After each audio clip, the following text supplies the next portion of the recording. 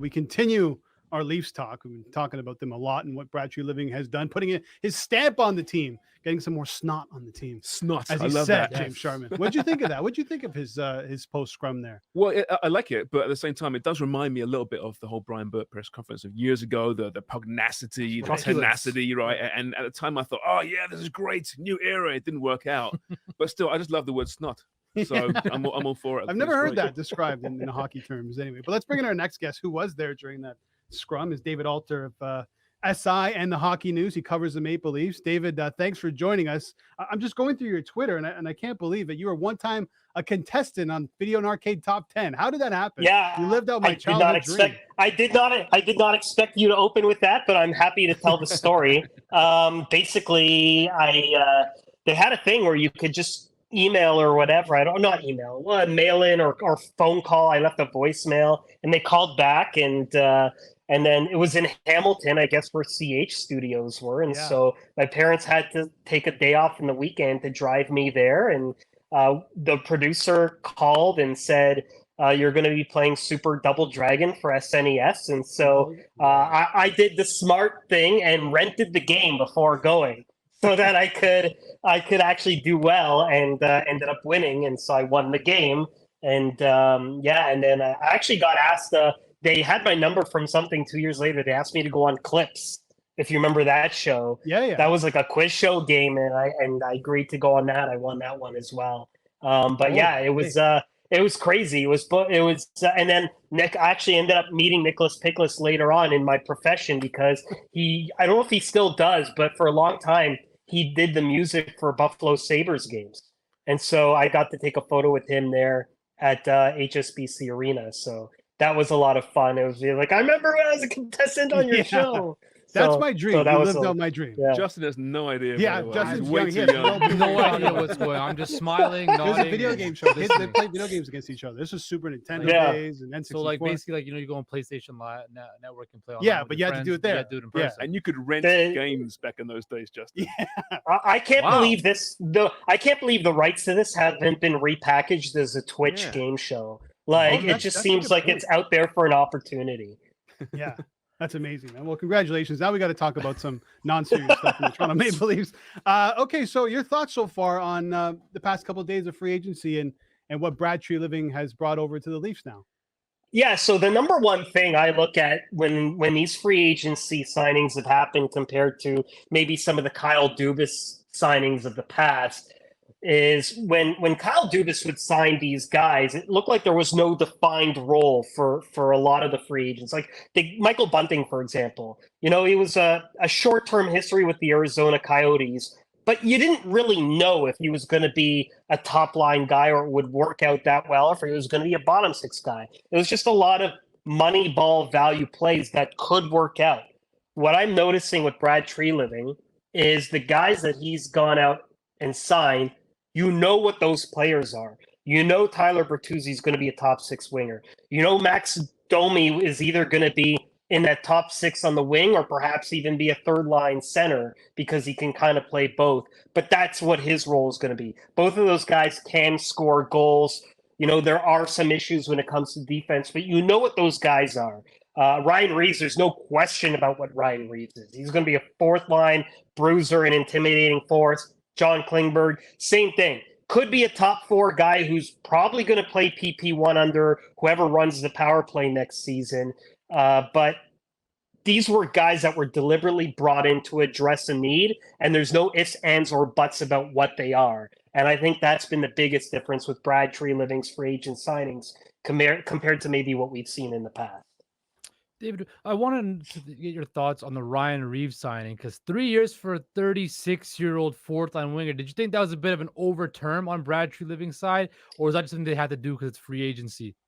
Yeah, so, it is. But, when you look at it, I always look at stuff from a mathematical perspective. I have access to people who know the CBA really well, and, a lot of people looked at that. They looked at Patrick Marleau, and when they signed him to 3 years and then having to trade a first-round pick to the slot, that's not going to happen here. This is a very low-risk move in terms of if he's not actually eligible to play or they find that he's not good enough to play, at age 39, then one of the things you could easily do is just bury the cap hit for just maybe 100, 200,000 on your books. That's it. That's the maximum. And for all the other things that he's going to be able to bring, I think the Leafs looked at that and said, really, what's the impact going to be? When the minimum salary goes up, the amount variable can kind of be in there as well. And if he's not NHL capable at that point, they have all different kind of mechanisms to kind of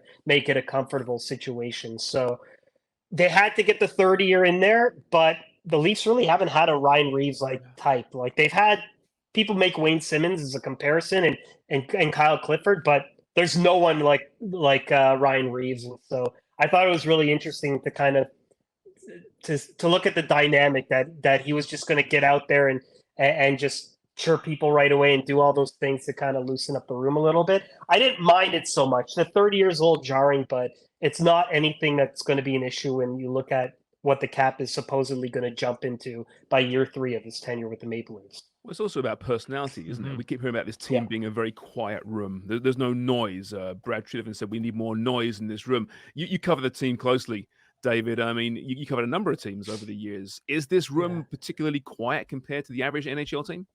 Yeah, I mean, it's hard to say. I mean, you don't really.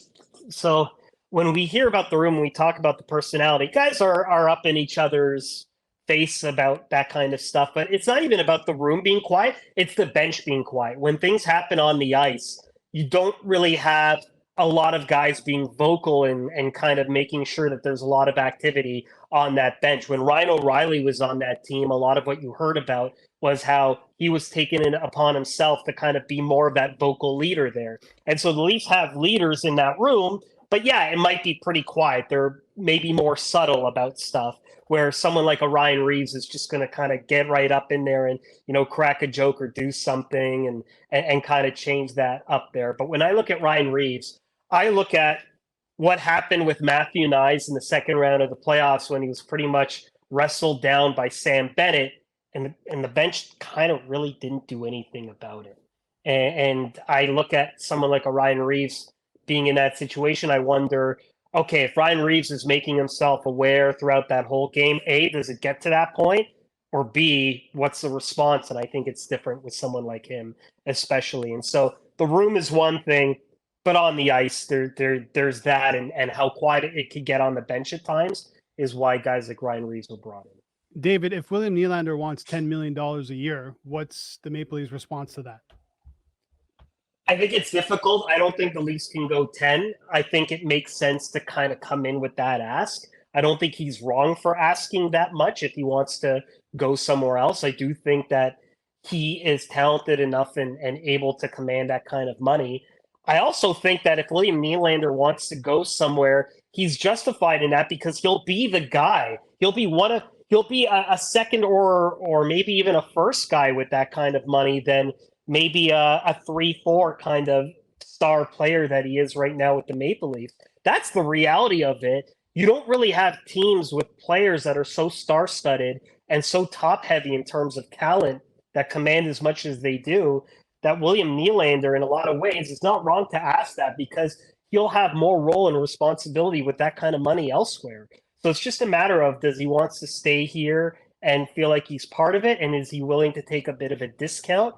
I think 9 isn't out of the realm of possibility if that's the compromise. It's just about if the Leafs are going to get to that number. If the Leafs move from 8 and they get to 9 and that's the happy medium, I think that can work. It's just a matter of 9 next year plus what Austin Matthews is going to get. Are they really going to be pressed up for next year? And the Austin Matthews stuff really kind of hangs in the balance, because I think if they had that straightened out, I think you can kind of go back to William. But as long as that continues to kind of drag out, he's not wrong to ask for 10. It's just going to be one of those things that kind of linger. And then it's going to be up to Brad Treliving to decide, does he act or does he move? Yeah, and let's say he decides to move on from William Nylander. As it stands right now, what's the trade market like for Willie? I think there would definitely be interest there. I think right now the issue is, how do you make that money work at 6.9? What do the Leafs want in return? Are the Leafs insistent on getting pieces that are long-term and that can help right away or address other areas? But probably the biggest issue for any other team acquiring William Nylander is, can an extension be crafted immediately? Like, is it a sign and trade situation? Because only then do I think the Leafs extract the most amount of value. You trade into a team and then they're not really sure, well, then they're not going to really get much, and then it's not worth making that move. I think Brad Treliving has that experience. Like, you look at what Matthew Tkachuk had, right? And they were able to kind of get someone. They waited a little bit, but they were able to get an extension done with Jonathan Huberdeau. But I think you have to look at pieces there. And I think the best value is for a team that needs someone like Nylander, a playmaker, a game breaker, and a playoff performer too. And then just being able to get that extension done right away, because I don't think a team wants to sign that and then realize it's going to be a problem down the road. David, now what's next for the Leafs? They're $8 million and some change over the cap. Is it as simple as just buying out Matt Murray or throwing someone LTR? What's the next move for the Leafs to get cap compliant and potentially still improve this roster? Yeah, it's going to be really interesting. This offseason is going to be very busy. And so getting Matt Murray off the books has probably been a priority for a while, but it was just a matter of kind of seeing what the market is, if a trade was going to be a factor. The number one thing to point out is Brad Treliving is the NHL leader in the second buyout window activations. He did it with Troy Brouwer in Calgary in 2018, and then again with Michael Stone. That's the buyout period that ends after arbitration. So it's just going to be a matter of letting Samsonov and then one of the other players that they have, I'm forgetting right now, either one of them getting to FRA to RFA situation and getting to the arbitration point. Once they file, that opens up that second window if they want to buy Matt Murray out, which makes sense. It's a very low cap hit. But if you can find a taker and there is some sort of retaining spot to it, that might make sense too. So then you also have to look at, the reports about John Gibson being available. And does that make sense for the Maple Leafs in terms of anything that the Leafs have in that regard, and maybe something bigger is out there? The number one thing we know about Brad Treliving is that he's going to wonder and inquire about the price of absolutely everybody. And so if they're creative enough, maybe it doesn't get to that buyout window. Maybe it gets to a trade to kind of free up a situation that would make sense for the Leafs and have a long-term solution in goal that way. So there's a lot of different possibilities, but I don't see one where Matt Murray is a Toronto Maple Leaf at training camp. Yeah, a lot of decisions still to be made by Brad Treliving. David, thanks so much for doing this, man. Let's reconnect down the road. You got it. Thank you so much, guys. All right, thank you. It's David Alter of SI, and the Hockey News covers the Toronto Maple Leafs.